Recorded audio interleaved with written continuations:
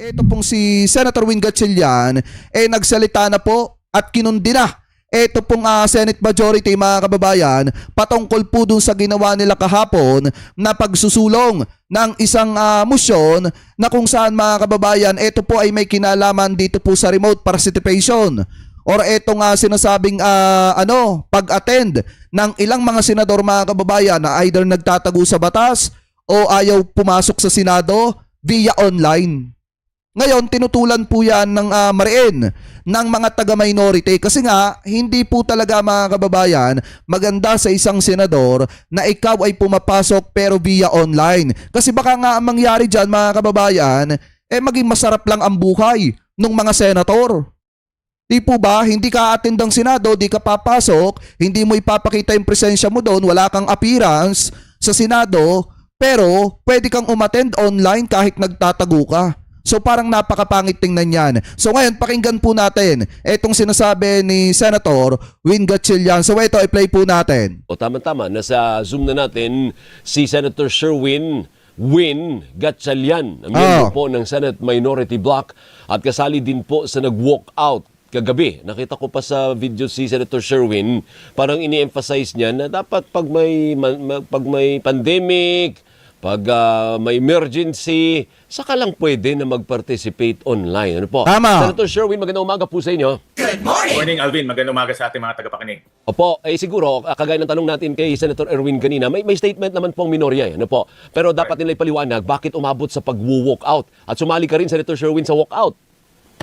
Oo, Alvin, dahil meron tayong mga patakaran, mga rules na sinusundan. At malinaw kagabi na hindi nasundan yung proseso at pinipilit na magbotohan kahit na yung proseso ay hindi nasundan. Tama. At doon kami hindi sumasang-ayon dahil kaya nga tayo may proseso para malinaw yung pagdadaanan ng isang pag-amenda ng rules o ng aming patakaran. Pero bakit po ba pinipilit na pwedeng makaparticipate online ang isang senador? Dati-dati ang higpit po ninyo sa attendance dyan sa Senado. Kailangan physically present, hindi ho ba? Tama. Napakahigpit talaga dahil ultimo, pag late ka, minamarkahan ka. Tama. Pag absent ka, minamarkahan ka. At nung pandemya, pinayagan naman na magkaroon ng remote o teleconferencing dahil pandemya, no? Dahil naka-lockdown lahat. Pero ang gusto ng majority, i-amend itong rules na ito at payagan ang mga senador kahit wala sa building, kahit hindi natin alam kung nasaan. Kasi nga, mga kababayan, alam nyo ba kung bakit gusto nilang i-amend yan? Kung bakit gusto po nila, mga kababayang, amyendahan yan pong Senate rules na yan? Kasi nga, kung titingnan po natin, mga kababayan, ang gusto nilang mangyari kay Senator Bato de la Rosa, yung katulad nito.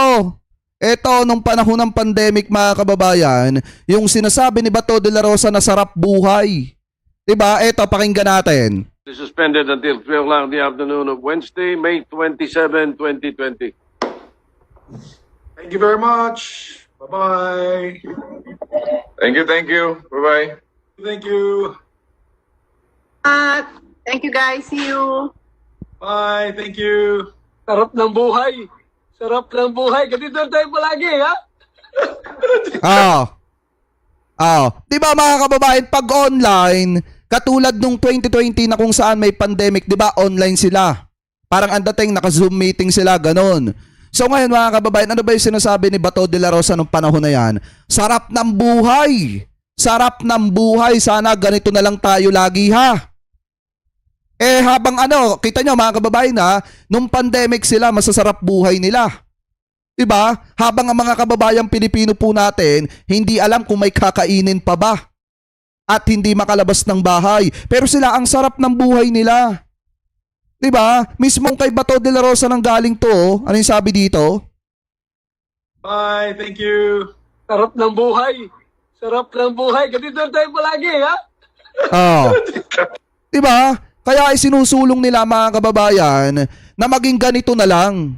'Di ba? Kapag ka may mga butuhan, kapag ka may mga mahalagang usapin, yung mga senator na ayaw pumasok ng Senado at yung iba ay nagtatago at yung iba ay nakakulong, pwedeng maging ganito, mga kababayan, yung tema diyan po sa Senado na pwede silang umattend, bumoto pero via online. Katulad nito, 'di ba? Nitong via online nila nung 2020 na kung saan may pandemic.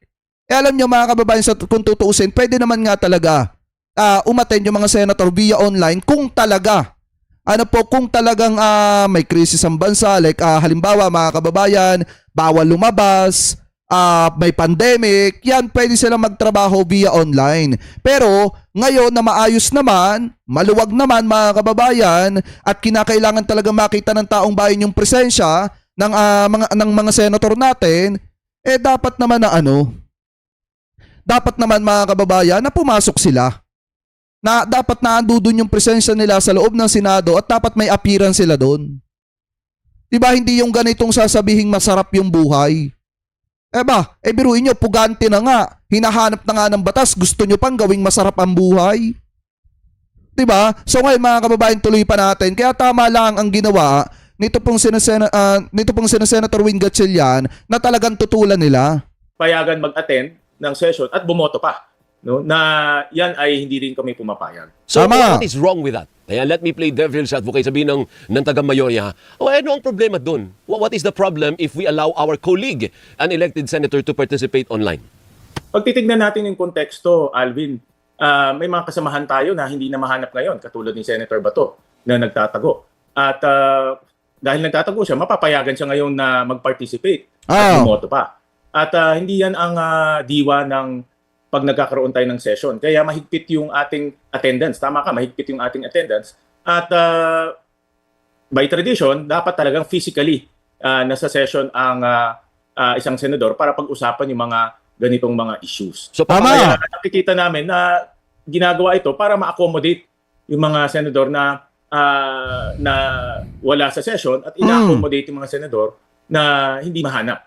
Opo. Katulad dito, diba mga kababayan, kita nyo, sana lagi na lang daw ganito. Ulitin nga natin. Minsan nga gawin ko na nga itong memes, itong kay Bato de la Rosang ito. Ano yung sabi niya dito? Ang buhay. Sarap ng buhay. Ganito tayo palagi. Sarap ng buhay. Thank you. Sarap ng buhay.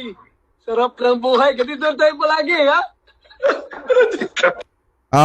Diba mga kababayan? Yan yung mga gustong i-accommodate nung isinusulong na motion ni Senator Rodante Marcoleta para kahit yung pugante nagtatago, masarap yung buhay. Para kahit yung politiko nagtatago or nakakulong mga kababayan, masarap yung buhay. So paano po mangyayari sa Lunes? Ano po? Kasi sa Lunes may session po ulit kayo. Ngayon wala dahil holiday. Ano po? Papasok ulit kayo. Magkakaroon po ng quorum pag pumasok kayong 11. Ngayon kasi pag 12 sila, kasi 12 lang sila, di ba? Wala si Bato Wala silang quorum din. Correct. Ang pinakamagandang to move forward ay una-una sundan yung proseso. Pag-usapan natin, kasi collegial body kami, Alvin. Ibig sabihin, dapat pinag-uusapan ng ganito. At in the past, kita ko, kahit hindi kami nagkaka-agree, naghahanap ng solusyon o compromise para hindi umabot sa ganitong sitwasyon. Kaya, ang pinakamaganda to move forward, pag-usapan ng majority at minority, yung ganitong, una-una, pag-usapan yung proseso, at pangalawa, pag-usapan yung konsepto na i-amenda. Opo, pero are you also open, is the minority also open to a compromise? Kung pag-usapan natin sa Lunes, pero igigiit pa rin namin kung kami nasa mayorya at pagbotohan natin, edi pag nagbotohan at may quorum, talo kayo. Ang importante mapag-usapan to No? Kasi kahapon talagang hindi na pag-usapan, nandun ako binigay nilang sa amin yung proposed na amendment. At ang proseso kasi dapat pumunta ito sa committee, diba? Doon sa committee pag-uusapan yan, doon sa committee pagdedebatehan yan. Sa committee pa lang magkakaroon na ng pag-uusap. At pagtapos pag-usapan sa committee, ibabalik lang sa plenaryo. Hindi nangyari yun Kaya kahapon nagkagulatan na meron palang ganyan na pag-uusapan nung gabing yun. Kaya mas maganda sundan nilang yung proseso, ibigay sa committee at tingnan kung ano yung mapag-uusapan doon. Tama. In the past naman nakikita ko na pag-uusapan lahat maghahanap ng compromise kung ano maganda. Ibig sabihin, Senator, hindi dapat indispensable sa inyo na yan ay dumaan sa Committee on Rules, i-refer ng Committee on Rules sa plenary, pagdebatehan natin sa plenary before we finally decide on what to do. Correct. Kasi yan naman yung naging action Kung titignan natin yung May 11, sinabi ay i-refer sa Committee on Rules at pagdating sa Committee on Rules, based on our own rules, magkakaroon ng report. Pag nagkaroon ng report, ay tsaka nating pag-usapan sa plenaryo. Tama. So yun ang proseso. That's the process. Ang nangyari dito, nagkabiglaan na lang, nagkagulatan na lang, porket lamang, etong majority mga kababayan, gusto na agad nilang magbotohan. Nga naman, kapag ka pumayag yung minority na magbotohan na kahit hindi pa napapag-usapan, yung motion ni Rodante Marcoleta na isinusulong para protektahan itong sina Bato de la Rosa at yung mga kaalyado niya na posibleng makukulong na senator, Mga kababayan, gusto agad nila pagkapasok ng motion, pagbotohan na agad kahit hindi naman alam yung pagbobotohan. 'Di ba? Alam nilang lamang sila mga kababayan kasi nga yung nasa sa majority o 11 lang.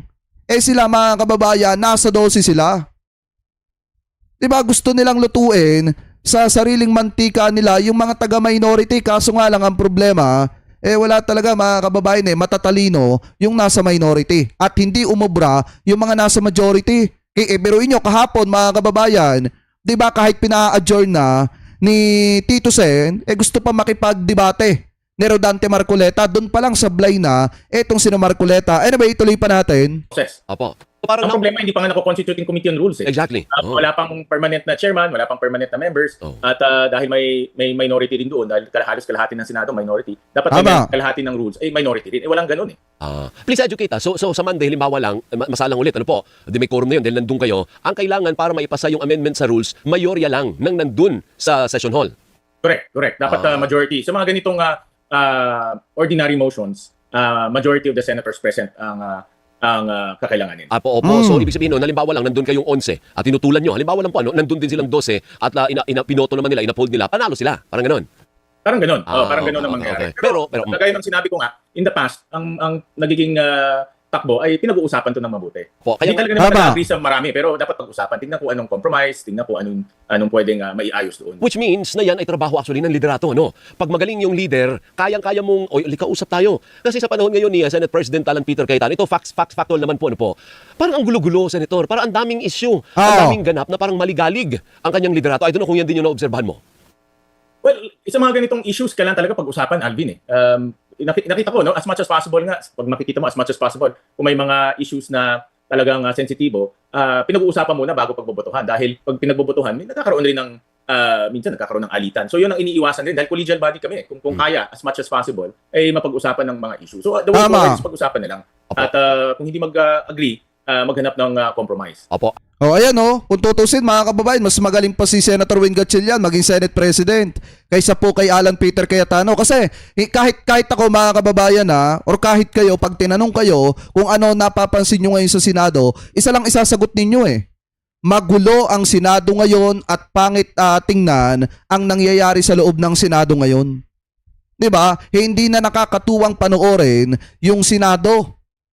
Kasi nga, nagkakagulo na sila dahil po sa maling pamumuno ni Alan Peter Cayetano. I guess, alam mo na kung saan patutungo ang tanong ko. Ano po, yung tungkol sa liderato ng Senado, meron pa rin po bang mga attempts na palitan ng liderato ng Senado, Senator Sherwin, at isa nga po kayo sa pinupush na kayo ang manguna dyan? Alvin, ang sagot ko pa rin, balik tayo sa trabaho. Ang importante ay mapag-usapan na natin itong mga mahalagang batas. Dapat nga magbibigay ako ng privilege speech kahapon on report ng Protect Committee. At kung ano yung mga rekomendasyon na implement na, ano pa yung mga rekomendasyon na hindi pa na-implement. Kaso hindi na tuloy dahil nga naubusin oras namin dito sa issue na ito. So ako, paniniwala ko, balik na tayo sa trabaho para ma-address natin yung mga issues na hinaharap natin lahat.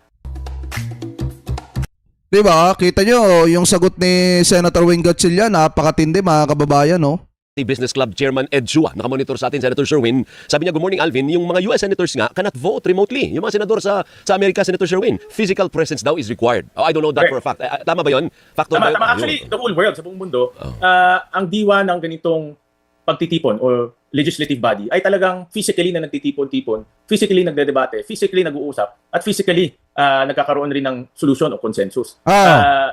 Nangyari lang naman itong teleconference dahil sa pandemya. Kung wala yung pandemya, tuloy-tuloy pa rin physically. At napakahigpit kahit na, nakita ko nga in the past, kahit na may sakit ang senador, hindi talaga pinapayagan mag-teleconference. May mga nakita kong instances na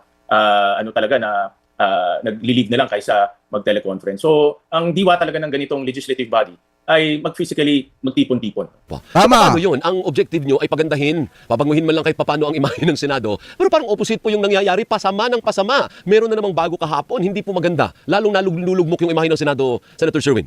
Well, yan talaga ang trabaho namin lahat bilang mga senador. Hindi lang Senate President, Senate President Pro Tempore, Majority, Minority. Trabaho ng bawat isang senador na tuloy-tuloy pagandahin ang imahe ng Senado. Trabaho ko yan. No? At kaya nga sa mga ganitong issues, ay dapat pag-usapan mabuti, maghanap ng solusyon. Kaya nga meron kaming caucus no? Nagko-caucus muna.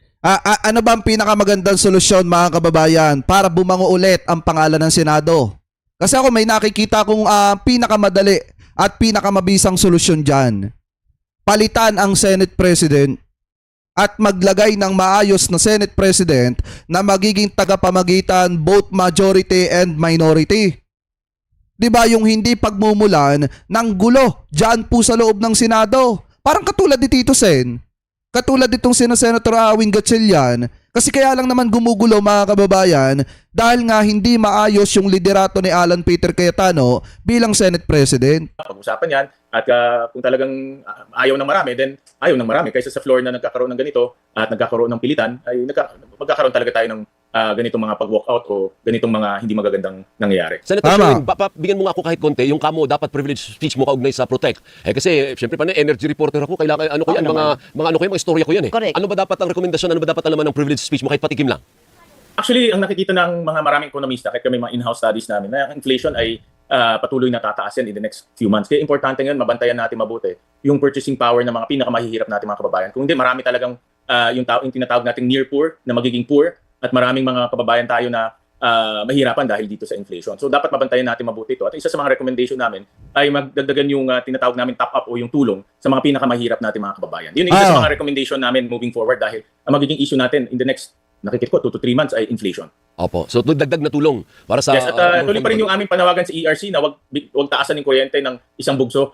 Ang ERC, ang electricity ay regulated industry yan.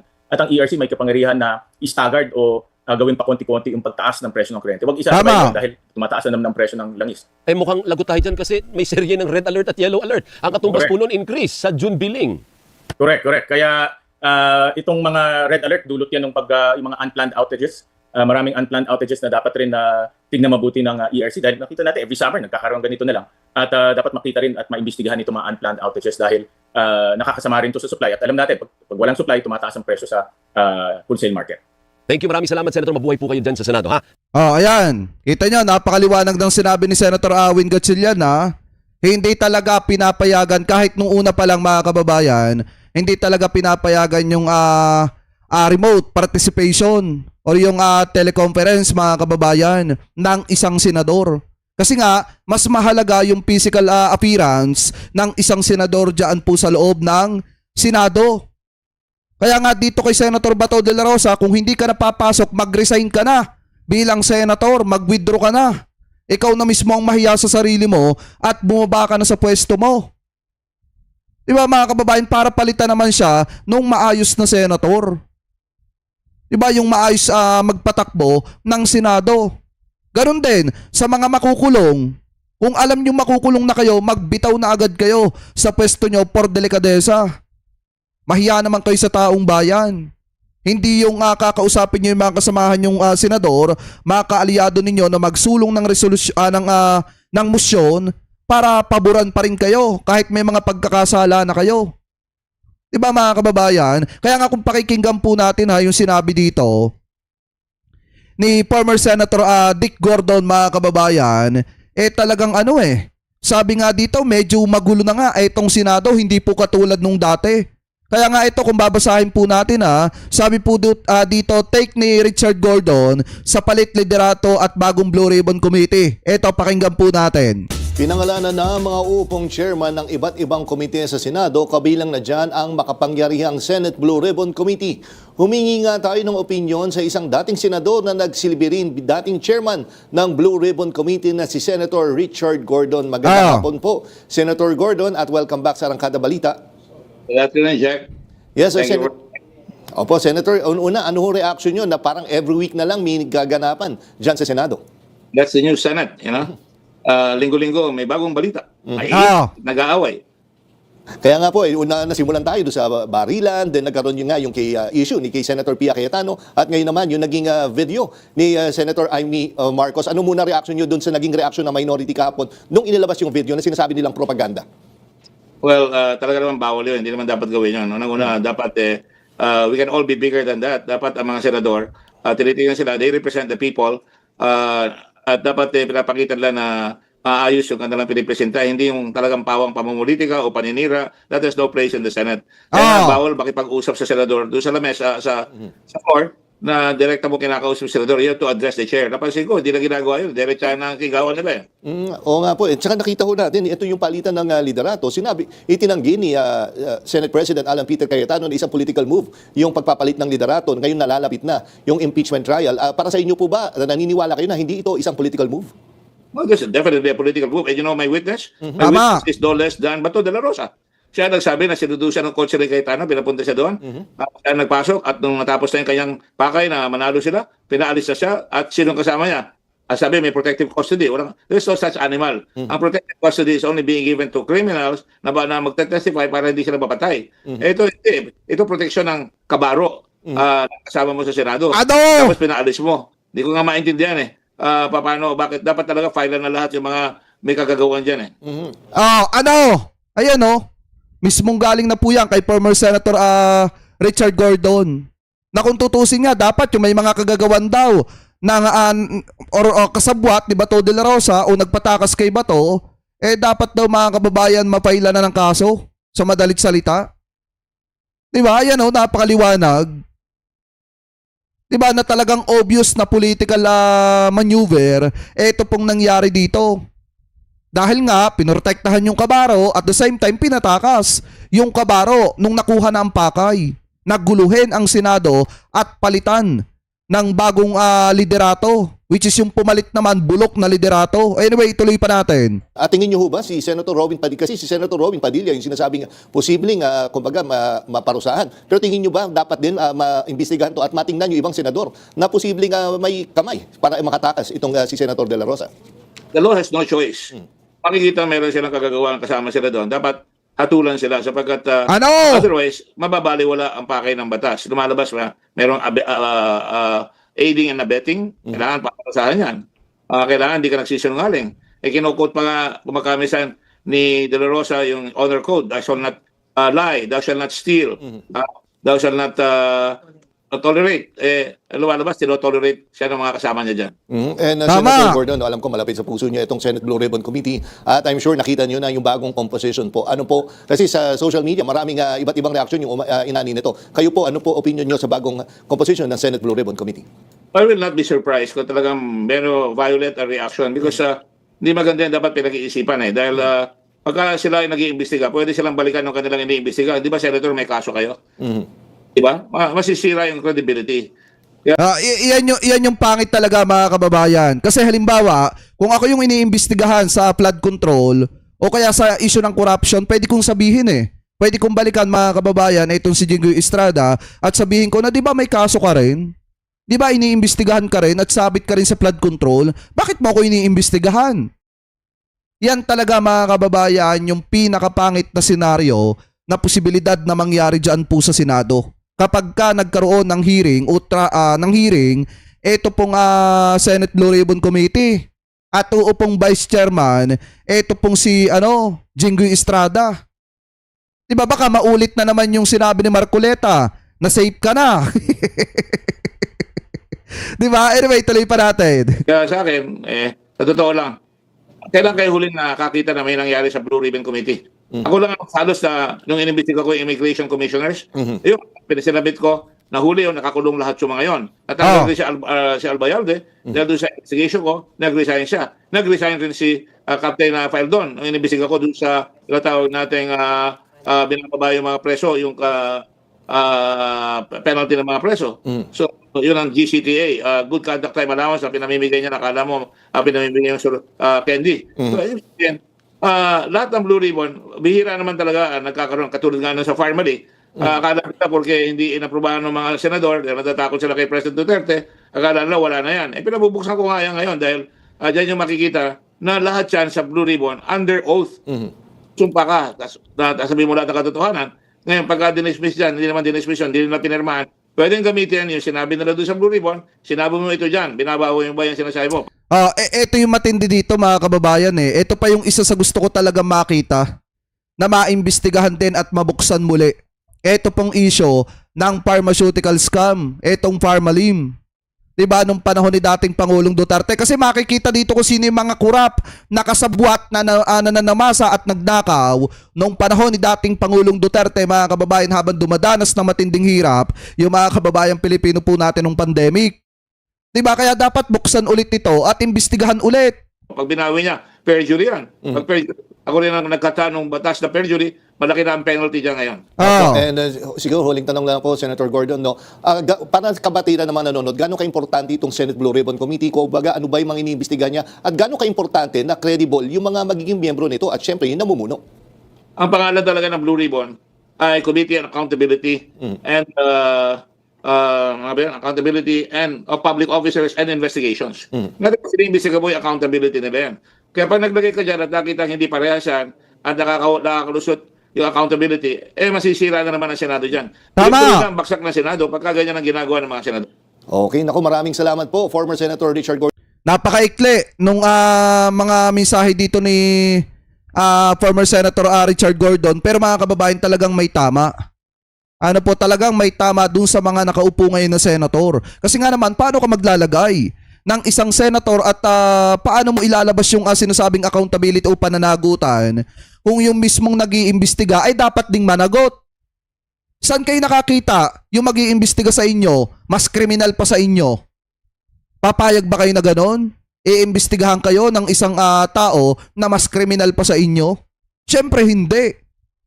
'Di ba? Iimbestigahan kayo ng tao patungkol sa pagnanakaw. Halimbawa, na inaakusa sa inyo pero mag-iimbestiga sa inyo, mas magnanakaw pa sa inyo. 'Di ba? Mas mandarambong pa sa inyo. Papayag ba kayo noon? Siyempre hindi. Mga kababayan, kaya nga kung ako kay Alan Peter Cayetano at kay Pia Cayetano, sana rambulin nyo ulit. Mas maganda rambulin nyo ulit yung mga tao na nakaupo dyan po sa Blue Ribbon Committee. Mas maganda gawin yung shuffle. 'Di ba? Dito sa kabila, kukuha kayo sa minority, at the same time, kukuha kayo ng matino dyan sa majority, yung walang bahid ng korupsyon. Kasi pag kumuha kayo ng may bahid ng korupsyon, hindi maniniwala ang taong bayan dyan na may lalabas nyo yung accountability dyan o yung pagiging transparency. Walang ganyan dyan. Pagka nakaupo at nag-iimbestiga, dapat managot. Ano po? So kayo, mga kababayan, kung kayo tatanungin, ano masasabi nyo tungkol dyan? Tuloy pa nga natin to. Comment below na lamang po Kasi mga kababayan, ito pa yung isa. Di ba kung matatandaan nyo, kahapon, habang nagkakaroon mga kababayan ng debate patungkol nga po dito sa resolusyon ni Rodante Marcoleta, mga kababayan, bigla po nagsalita itong si Senator Risa Hontiveros at yan po yung naging dahilan kung bakit napikon itong si Marcoleta, mga kababayan, at tumira ng ad hominem dito po kay Senator Risa Hontiveros. So ngayon, pakinggan po natin itong matinding banat, mga kababayan, ni Senator Risa Hontiveros dito po kay Marcoleta patungkol po dito sa online voting dyan po sa Senado. So ngayon, ito i-play po natin. Narinig ko yung sinabi ni Senator Marcoleta, gusto ba daw naming bumalik sa medieval age kung kailan wala pang modernong teknolohiya.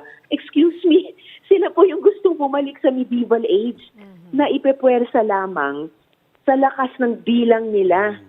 No? Kesa Tama. makinig at hayaan ang pagdebate sa isang issue na tinatayuan naming lahat dahil napaka-importante. Yun ang medieval na parang might makes right lamang. Yung kung marami ka, ipipilit mo yung gusto mo. Kesa yung right makes might, kung ano yung tama at tamang paraan. At yun po yung nakalatag po sa rules namin sa Senado. Tama! Senator, maliban po dito sa COVID-19 pandemic, may iba pa po bang mga president na nangyari na may iba pong mga senador na bumoto na wala sa plenaryo? Kasi I remember Senator Senator Trillanes and De Lima weren't allowed to vote nung wala po Hindi sila rin doon. pinagbigyan. Tama po kayo. Silang dalawa, ngayon Representative Laila De Lima at si Senator Sonny Trillanes, hiniling at hinilingan sa pamamagitan ng isang resolusyon naming ibang mga senador na makapaglahok sa mga sesyon o makapagdaos ng committee hearings at makaboto through electronic means. Hindi po pinayagan.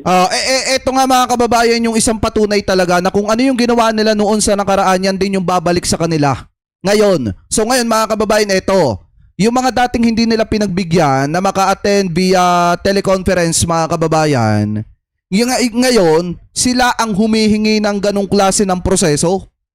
Diba? Sila ngayon na nakikiusap, mga kababayan, na pagbigyan sila na maka-attend via teleconference. Ngayon, kung titingnan po natin yung pinagkait nila noon nung panahon na ang nasa kapangyarihan ay si Digong, yan ngayon ang inaasam-asam nila. So, pagbibigyan ba sila? Siyempre, hindi. Dapat, at saka mga kababayan, dapat wag talaga. Dahil lalo lang lalakas ang loob ni Bato de la Rosa na magtago ng magtago at wag harapin ang kanyang pananagutan. Dahil masyadong binibaby ng mga kasamahan niyang senator. Ano po ngayon, ituloy pa natin. Meron din po kaming isang kasamang senador dati na hiniling na makapag-online sa sesyon dahil nagkaroon siya ng injury sa kanyang katawan. Hindi rin po pinayagan. So, tama po kayo, ilang president na may humingi at hiningian ng mga kapo-senador makapag-online, hindi po pinagbigyan. At Yun yung kung matatandaan nyo, mga kababayan, ito para may konteksto kayo. Yun yung yung kay Bong Revilla ata, mga kababayan, na masakit yung paa niya, na humihiling siya ng teleconference pero hindi siya pinagbigyan ni former Senate President Mig Zubiri. Kaya nga kung makikita nyo, di ba, nagtatalo yung dalawa? Di ba, the please na mag-away yung dalawa, itong si Bong Revilla at saka itong si former Senate President Mig Zubiri. Kasi nga nagre-request ng teleconference, ito pong si Revilla, mga kababayan, pakitama na lamang po ko kung ako po ay mali, pero hindi po siya pinagbigyan ni former Senate President Mig Zubiri. Anyway, ituloy pa natin. At pinakamalaking halimbawa lamang na pinagbigyan po yan through the rules ay nung may national emergency, international emergency pa nga noon, force majeure ng pandemic, na lahat po kami Zoom. And by the way, still at that time, si Nooy, Senate President Tito Soto, ay physically, araw-araw na pumasok sa Senate noon sa gitna ng pandemic para buksan ang sesyon at para i-adjourn ang session in person. Samantalang kaming lahat ay naka-Zoom. So, unprecedented itong motion ni Senator Marcoleta. And to make matters worse, pinipilit nilang baguhin ang rules ayon sa kanyang proposal through the tyranny of numbers lamang nila ngayon na noong kagabi. Ayan. Tsaka mga kababayan na ito, yung mga DD shit, masyado kasi silang bobo kaya hindi nila maintindihan yung sinasabi nila. Ano po kasi sinasabi nila, si Tito Sen daw pang itbulaga lang, si Tito Sen daw hindi daw marunong sa batas, hindi daw abogado. Baka nakakalimutan nyo, sa lahat ng mga senator, si Tito Sen yung pinakamasipag. Ano po, at pinakamagaling, batika, nahasa ng mahabang panahon. Diyan po sa Senado. Kaya nga hindi umubra si Rodante Marcoleta eh. Kasi mga kababayan, sa totoo lang, nung panahon ng pandemic, si Tito Sen lang ang isa sa mga bukod-tanging senator, pakitama na lamang po ko kung ako po ay mali, na kahit yung iba niya mga kasamahang senator ay nagpapasarap buhay katulad ni Bato de la Rosa na sinisigaw sa teleconference na sarap buhay, si Tito Sen po pumapasok po yan sa Senado. Araw-araw mga kababayan, tuwing may pasok sa Senado, para buksan lang yung sesyon at para patuloy na magtrabaho ang Senado. Ganon katindi mga kababayan. Diba? Tapos lalaitin lang ng mga bobong DD-shit na wala namang alam. Diba? At saka mga kababayan, take note si Tito Sen ang isang senator na nakita po nating lahat na bukod tanging pumapasok sa Senado nang walang kasamang bodyguard o driver. At saka si Tito Sen lang din yung isang politiko na hindi talaga kurap. Kasi nga, gaya ng paulit-ulit kong sinasabi, after po matapos yung kanyang term bilang senator dahil tatakbo nga siya sa pagka-vice-presidente, noong 2022, ibinalik niya po ng buong buo yung pera o budget ng Senado sa kaban ng bayan. Hindi niya po binawasan kahit konti. Diba mga kababayan? Kaya nga para sa akin, sana maintindihan ng mga DD-shit mga kababayan na kahit hindi abogado si Tito Sen, hasang-hasa po yan ng napakahabang panahon ng pagiging senator niya. At kahit yung sinasabi niyong abogado na si Rodante Marcoleta, pagka ang pinag-usapan mga kababayan, yung karanasan sa pagiging isang senator, mukhang malabo po yan na umubra kay Tito Sen. Ano po? So ngayon, mga kababayan, kayo, kung kayo po ang tatanungin, ano po ang masasabi ninyo hingil po sa mga topic na yan na tinalakay po natin? Comment below na lamang po ha kung ano po ang comment at opinion po ninyo hingil po dyan.